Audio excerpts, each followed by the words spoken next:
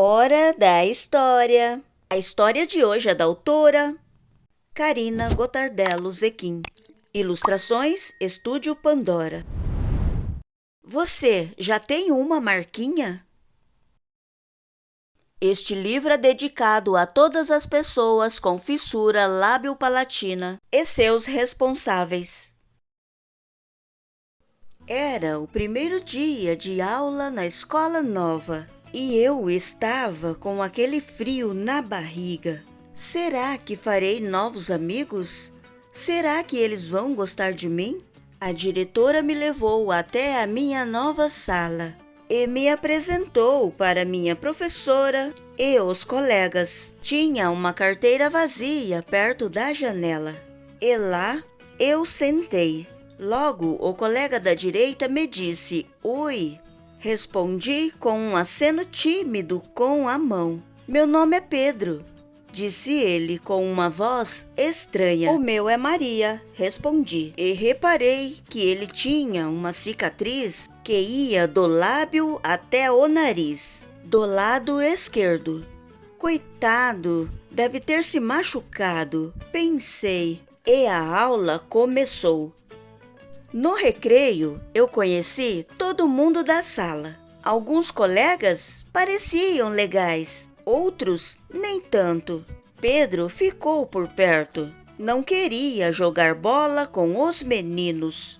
Começamos a conversar e reparei que ele falava diferente. Foi então que eu perguntei por que ele estava daquele jeito e por que tinha aquela cicatriz. Eu nasci com lábio leporino, disse Pedro. Lábio leporino? O que é isso? Perguntei.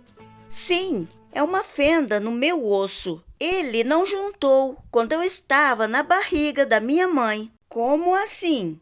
Mas não vejo nenhum buraco, eu disse. É porque eu já fiz algumas cirurgias. Na primeira, eu tinha 3 meses. E foi para fechar o meu lábio. Agora estou me preparando para a cirurgia do enxerto, disse Pedro. Enxerto? Como é isso?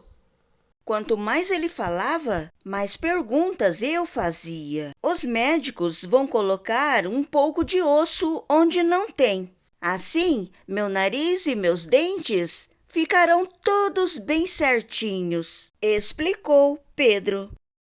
Nesse dia, fui para casa com tantas perguntas que mal escutava minha mãe querendo saber se eu tinha gostado da nova escola. Os dias foram passando e eu sempre conversava com Pedro sobre a fissura lábio-palatina, o nome certo, como ele me disse. Ele era legal, não se importava de responder minhas perguntas. Ele me contou que faz tratamento em um hospital e que passa por muitos especialistas.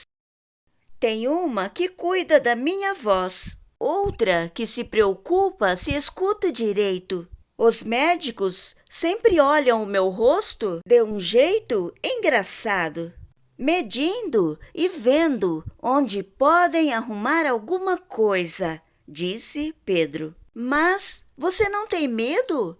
Perguntei. Sim, principalmente quando eu comecei a tratar meus dentes e para colocar o aparelho. Eu precisei tirar um dente faz pouco tempo, lá no céu da boca, disse Pedro, mostrando-me o lugar onde antes tinha um dente. Fiquei assustada. Eu nunca precisei fazer isso.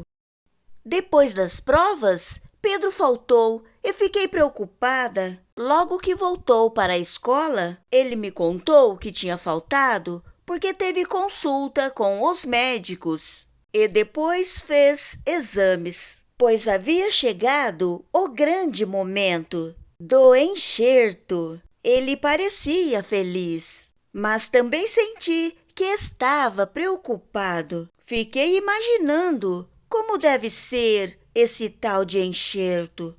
Minhas novas amigas também faziam perguntas a ele e algumas também contavam que tinham medos como ele, de dentista, por exemplo. A minha é tão legal, pensei. Um dia cheguei em casa e contei aos meus pais que a mãe de Pedro não sabia que ele ia nascer daquele jeito. Como assim? Não fazem aquele exame que a gente vê o bebê na barriga da mãe?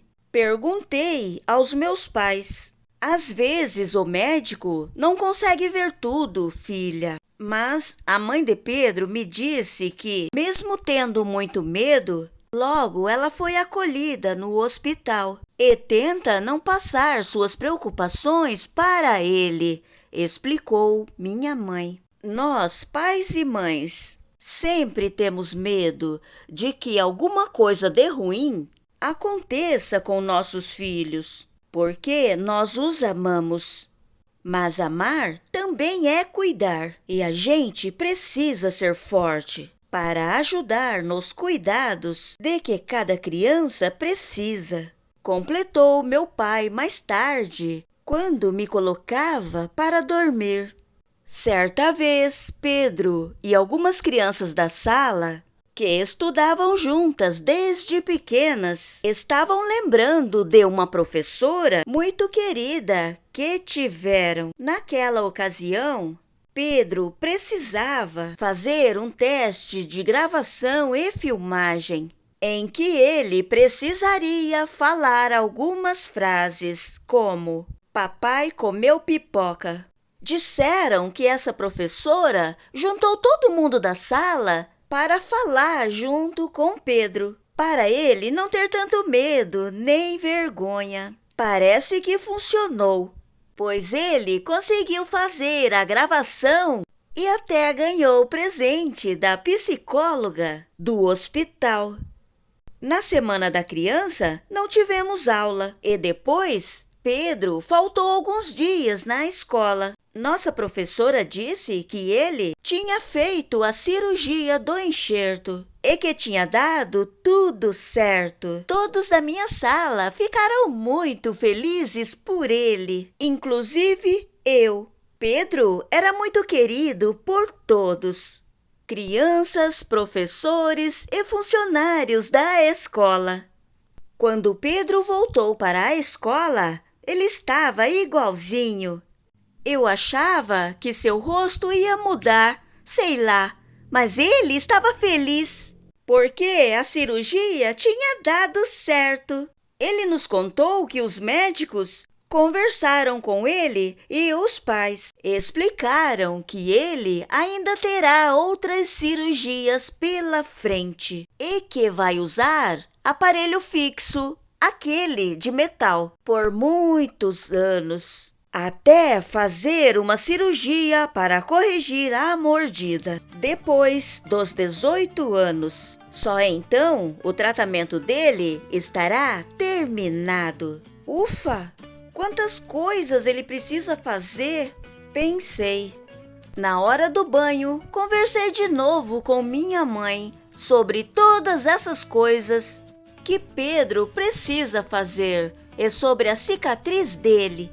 Foi aí que minha mãe me disse que todos nós temos nossas marquinhas. Umas aparecem mais e outras menos. Ela, por exemplo, tem uma marcona na barriga, que é por onde o médico me tirou de dentro dela, mas ninguém vê. Minha mãe também me contou que meu pai tem uma marca atrás do braço, que ficou depois dele cair de uma árvore, quando era criança, como eu. Ela me disse que essas marquinhas fazem parte da história de cada um e que devemos olhar sempre com carinho para cada uma delas, porque significam que estamos bem e com saúde. Acho que foi assim que parei de reparar tanto na marquinha do Pedro. Afinal, aquilo é só um detalhe. Fim.